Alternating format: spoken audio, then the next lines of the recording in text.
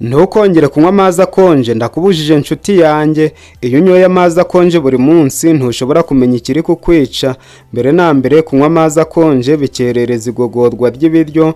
Amazi akonje akomeza urugimbu rwo mu byo kurya ku buryo igogora ridashobora kubicagagura neza. Byongeye kandi ushobora kwibasirwa n'indwara zo mu muhogo.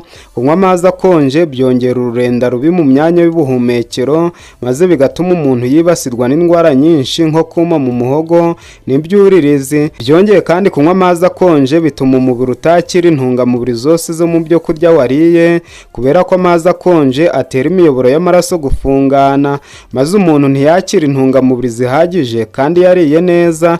Iyo unyoye amazi akonje uvuye muri siporo, habaho guhungabana k'ubushyuhe n'ubukonje. Iyo uvuye muri siporo umubiri uba ushyushye, amazi akonje ahita ahungabanya umubiri wawe, maze imisemburo nayo igahungabana kubera ko umubiri ugengwa n'imisemburo yawo.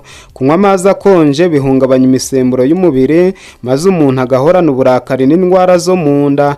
Mwimenyereze amazi y'akazuyaze, niyo meza nshuti zanjye.